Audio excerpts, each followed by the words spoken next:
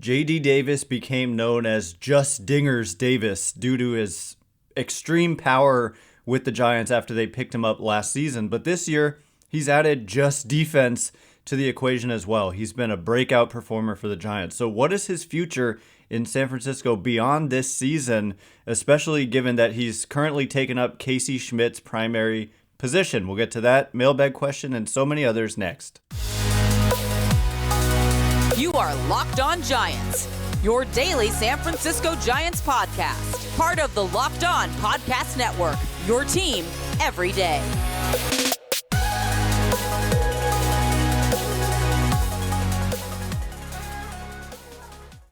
Hello and welcome to Locked On Giants, part of the Locked On Podcast Network, where it's your team every day.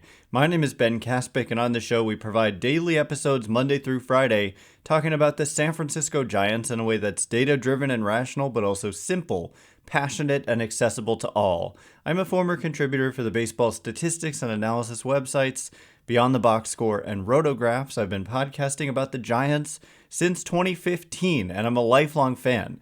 Thanks for making Locked On Giants your first listen every day. We're free and available wherever you get podcasts, including YouTube, so check us out there if you have not already, and please hit that subscribe button if you're watching on YouTube.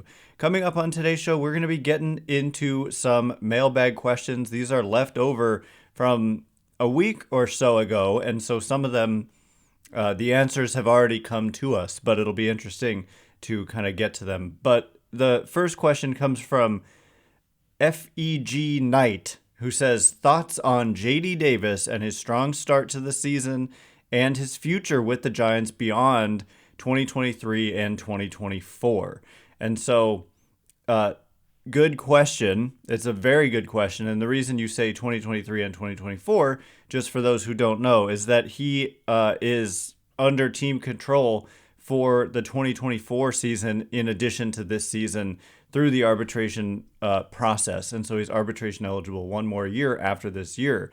He's 30 years old. He just turned 30 in April, and he's having a breakout season for the Giants.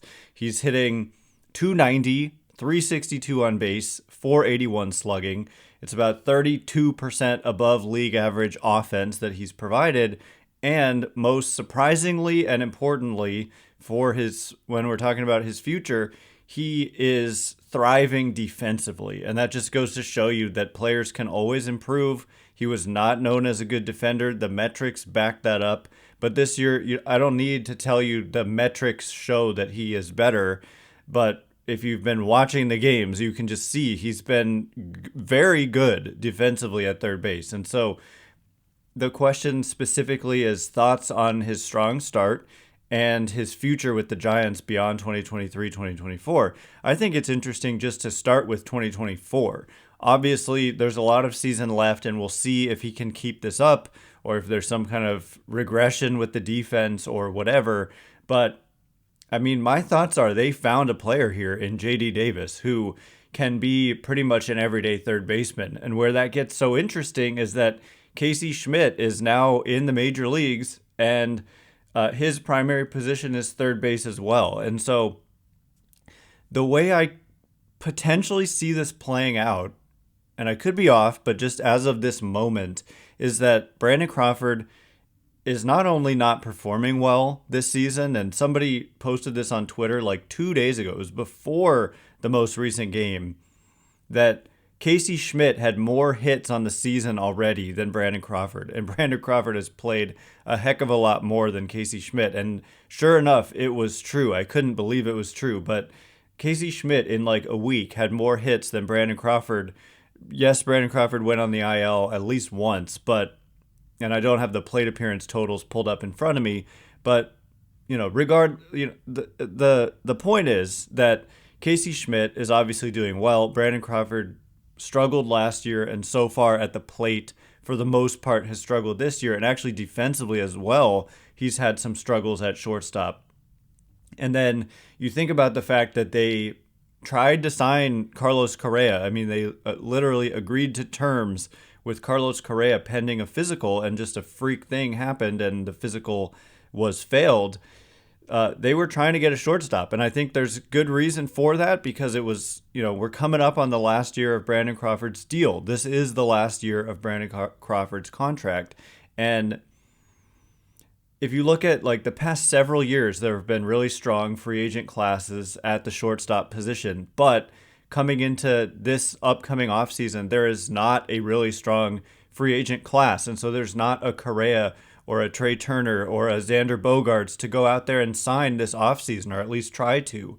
And so, given if JD Davis keeps performing this way, and it's not like he's hurting you at third, I really do believe that there's a chance that Casey Schmitt becomes the Giants' primary shortstop, at least in the short term. Because, and when I say short term, I mean, like, yeah, JD Davis if JD Davis keeps playing like this, it's obviously a no-brainer to tender him a contract and bring him back next year. And the thing about him is that he's not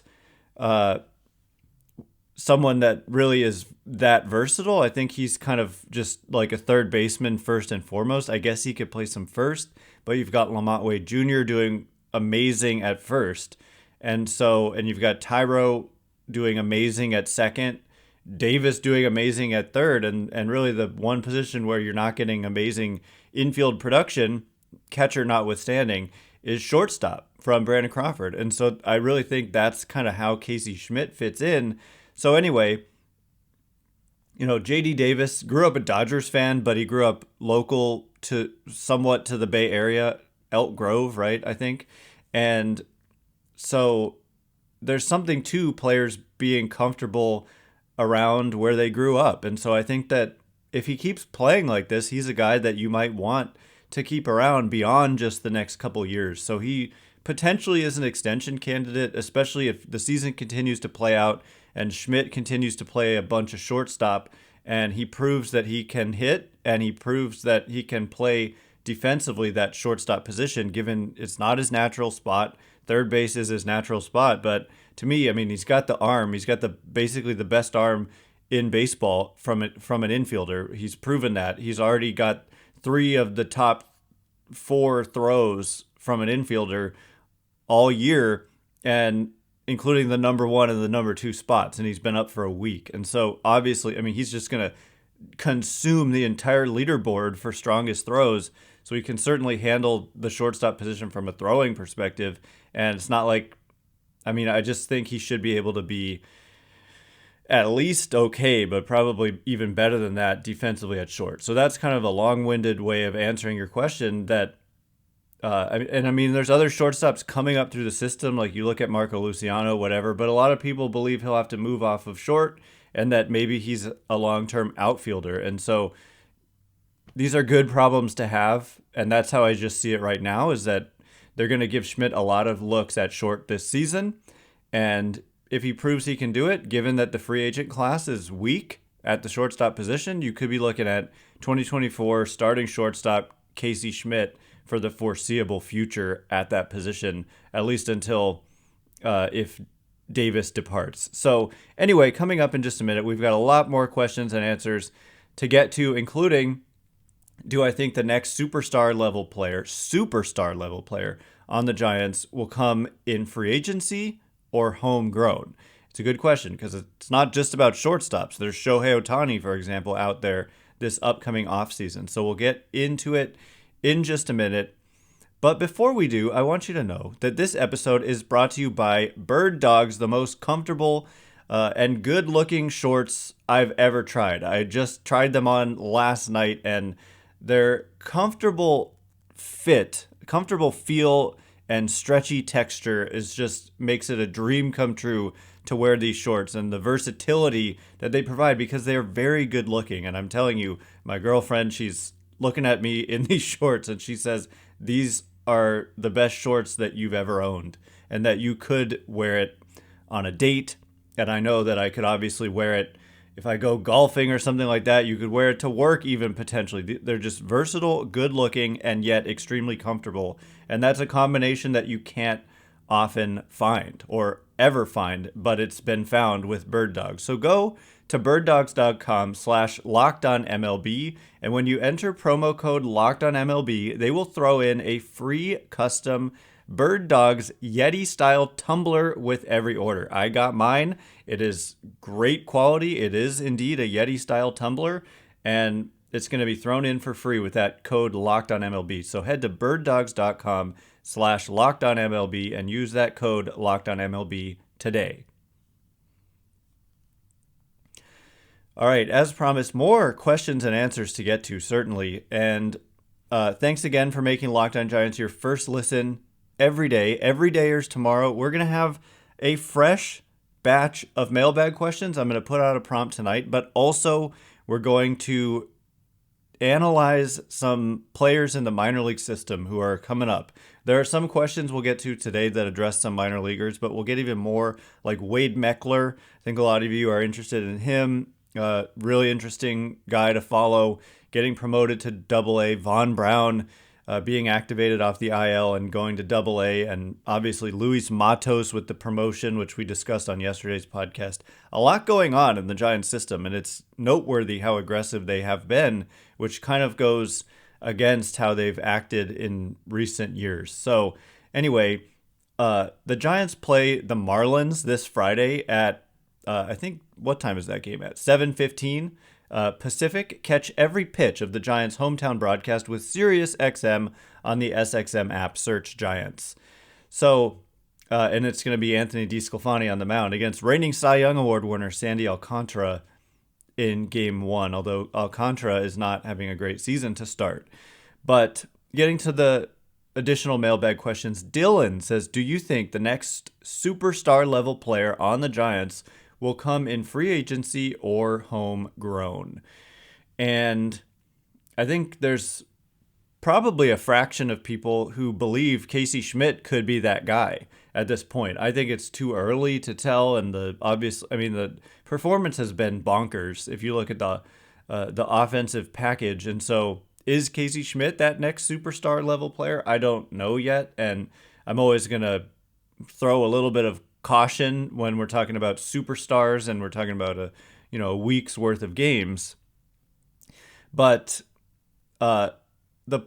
the point I want to make here is that this year's free agent class, it's basically like Shohei Ohtani, or else you're not getting a superstar. And so it boils down to, I guess, unless we're looking years down the road, if we're talking in the next year, will it be from within or from without, i.e. free agency? Then, I just don't think the Giants are the most likely destination for Shohei Ohtani for a few reasons. Number one, his big thing is that he wants to win. And so, as much as I'd love to say that the Giants had their 107 win season in 2021, the fact is they fell back to 500 in 2022, and right now they're 20-23. It makes it sound like I'm saying 2023 this season, but their record is 20 wins, 23 losses. And there's a lot of season left. I've made this point on Twitter yesterday that, first of all, the Padres now are 20-24, so they're a half game behind the Giants. Yes, that loaded Padres team with Machado and Tatis and Bogarts and Juan Soto, they have a worse record than the Giants. So baseball is a crazy game. It takes 162 for things to kind of work themselves out.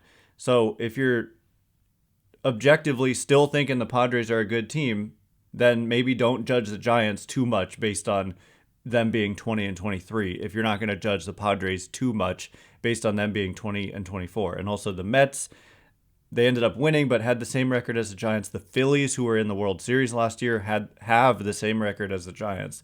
And so, for all we know, this could end up being a good year with winning and postseason success, for all we know at this juncture. And so, but at the same time, it's not guaranteed.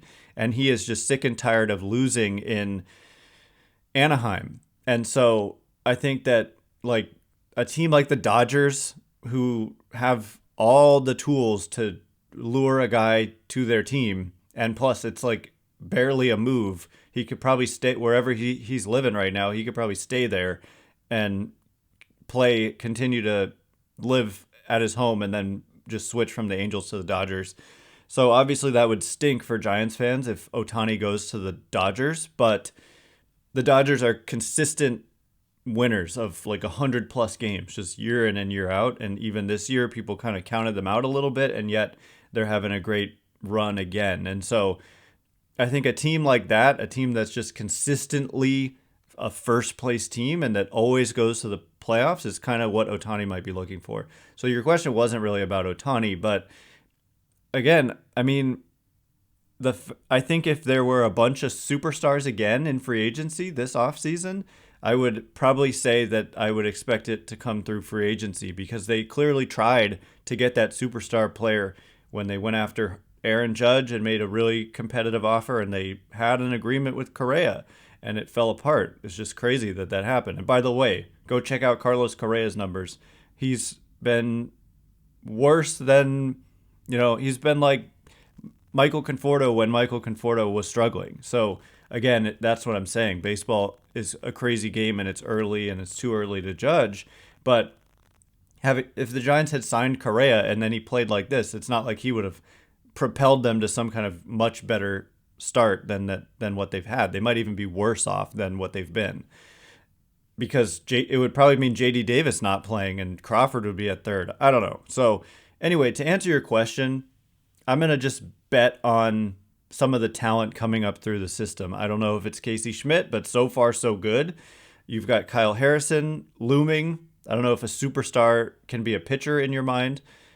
They can be, but I'd hope that there's some position player superstars that emerge as superstars. That would just be what turns this team around and into a team fans get excited about, and potentially, more like the Dodgers, a perennial playoff team that's always going to win 90+ games. And so Schmidt might be that guy, but there's other guys coming, and that's the point. Luis Matos was just promoted to AAA officially yesterday and was in the lineup yesterday, and Marco Luciano is back and healthy, and so and in AA hasn't been the greatest of starts for him, but the fact that he's out there is just a big deal and a good thing.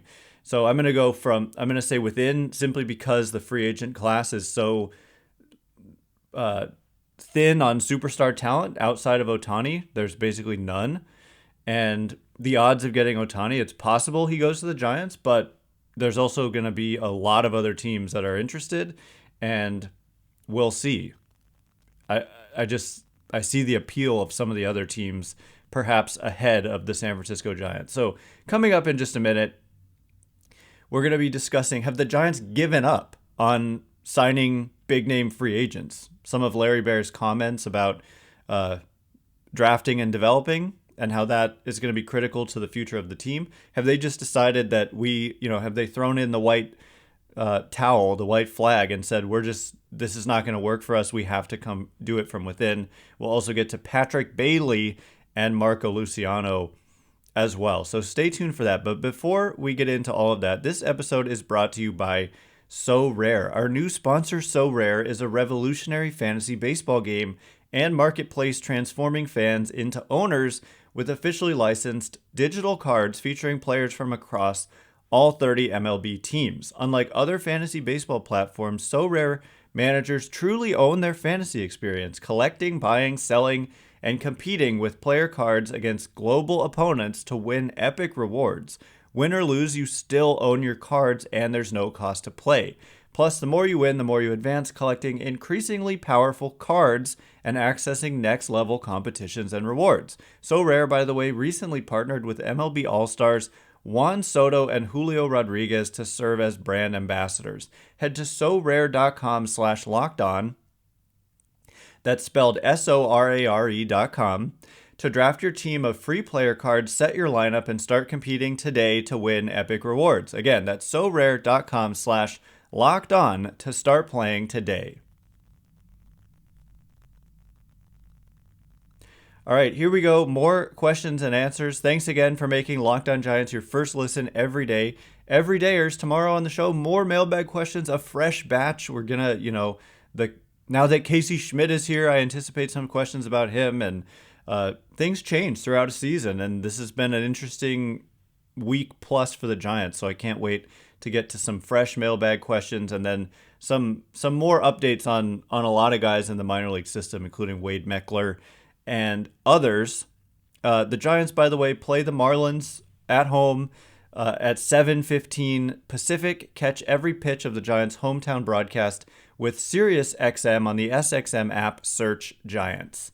And so the next question comes from Jason, who says, has the Giants brass given up on signing free agents after all their failures and Larry Baer's comments about continuing or counting? I assume that means you meant on player drafting and development. Makes it sound like they're admitting defeat in the market. And so that's a little bit extreme. And if you look at kind of the makeup of the San Francisco Giants rosters over the last several years, they've been like the number one team in terms of most of their players have been acquired through free agency. Believe it or not. I think that would surprise a lot of Giants fans to learn that like almost no other team is using free agency more than the Giants to construct their roster. And so you might mean, although you did not specify here, like major, like the previous question about superstar level players. And if so, that's a totally different question. But in terms of have they given up on signing free agents, they're consistently under this front office, believe it or not, signing like the most quantity, or maybe not the most. I'm just going based off of, I don't have the numbers to back this up, but I do know that what I said about the construction of the roster being, like if you look at the 26-man roster, no team pretty much uses free agency more than the Giants to construct that 26-man roster. But every offseason, we're seeing lots of free agent signings by the Giants. And this offseason, I think they signed, 6? You do count Jock Peterson because he technically was a free agent again, even though you're bringing him back. And if you don't want to count him, whatever, still, Michael Conforto, Mitch Haniger, Sean Manaea, Ross Stripling, Taylor Rogers. And a lot of times people come at me and say, yes, but they're just replacing players who left. And really, they didn't have many players who left. It was Carlos Rodon and Brandon Belt, and that's about it. And so that would be like a net +4 in terms of bringing in players through free agency. So they obviously haven't given up on signing free agents, period. But if you mean like superstar free agents, I don't think they've given up there either. Maybe embedded in those comments was kind of an understanding that this upcoming free agent class is not very strong. And so, setting the expectations for next winter, they'll probably make a run at Ohtani. I think they'd be foolish not to at least go down that road. But ending up with him would be, I don't want to call it like a miracle, but I wouldn't put them as the favorites. I think he has expressed a preference for the West Coast, which works in their favor. They were also a finalist when he was first coming over here from Japan, despite coming off a 98-loss season. And so is it possible? And now the DH is in the National League. So no, I don't think they've given up at all. They literally had an agreement with Carlos Correa. So what would make them give up on the free agent process to bring in star talent? I just think that's false. Next question comes from David, who says, how soon do you think Patrick Bailey makes his MLB debut? And that is a good question, and it's a question that gets to not only Patrick Bailey, but also Joey Bart and Blake Sabol, because right now Joey Bart and Blake Sabol are the two catchers on the roster. They let Gary Sanchez walk essentially by not calling him up by his opt-out date, and then he did opt out, and now he's in another organization. So what I want to point out before I mention Bailey is that Joey Bart is not hitting well again. The strikeout rate, to his credit, the strikeout rate is 10 points, actually 11 points lower than it is in his career average. Like last year, his strikeout rate was 38.5%. So far this year, it's only 25%, but still the overall slash line for Joey Bart is just a 231 batting average, a 286 on base, so he's not walking, and a 295 slugging. He has hit for almost no power at all. He's got 0 home runs, 0 triples, 5 doubles, and 13 singles. So 5 extra base hits out of 18 hits. So it's just not been the impact bat that the Giants kind of want him and hope for him to be. And so, defensively he's improved. As like a leader, he's improved. Blake Sabol, certainly, though, like, he's been a much better bat, frankly, than Joey Bart, hitting 280 with a 330 on base, 473 slugging, despite striking out 38% of the time. It's kind of a weird slash line, but he's hit well. He's played DH. He's played outfield. At catcher, he's had some gaffes.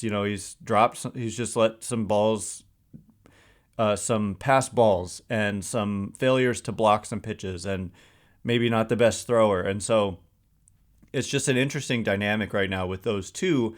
But I think, Blake Sabol can't be optioned, whereas Joey Bart can. And so for Patrick Bailey to factor in, I think if he made his major league debut, it would have to be either an injury to Bart or Sabol, or Bart to just struggle mightily at the plate, which is kind of what we're seeing. He's hitting ninth. Look, sometimes you don't expect offense out of your catcher, and you just deal with well below average offense and take the defense that they give you. And that's kind of what Bart is providing. Although Patrick Bailey is like arguably a better defender than Bart.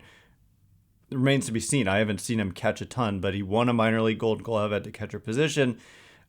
Basically, just want to say Patrick Bailey's numbers in AAA so far. He was promoted to AAA this year aggressively, started in AA, played only 14 games there and did really well, and then was aggressively promoted to AAA, where he's hit 234 with a 339 on base, 383 slugging. So it's not great. It kind of reminds me of Casey Schmitt, where like the results weren't great, but you're seeing a good kind of a walk rate of 12.5%, a strikeout rate of only 21%. And so the question of how soon will we see him, it depends on so many things. I can't predict. Like, if there's an injury, I think we'll see him maybe as that next guy to be up. Like if Bart or Sabol got hurt, then you might see it then. And in the meantime, I think they're just going to give Bart and Sabol every opportunity. But if Patrick Bailey starts hitting, like really hitting in AAA, and Joey Bart continues to scuffle at the plate, then you could see that move made. The thing is, Bailey is a switch hitter, and he's better, I believe, from the left side. And so Blake Sabol being a left-handed hitter, it's like not ideal if both of your catchers are like better from the left side. It's not like, how do you split the playing time, I guess, is the question there. But again, if you have three catchers that you like, it's kind of a good problem to have as well. So the last question comes from, anyway, I didn't answer your question, but I think there's a chance we don't even see him this year, but I also think there's a chance we see him relatively soon. And so it just depends on a lot of factors, and I just don't know how soon we'll see him. Larry says, any updates on Marco Luciano? And I think I responded in a tweet, actually, the day that you asked this, with a video of Luciano hitting a home run in AA, like in his first game. So Luciano had a stress fracture in his back and did not start out the minor league season in an affiliate. He was back in Arizona at the spring training facility, kind of ramping up in extended spring training. But the update is he's now in AA, which is the highest level he's ever been to. Last year was all in high A. And so far in AA, he's played only in 12 games, and the results haven't been great. A 143 average, a 234 on base, a 405 slugging, though.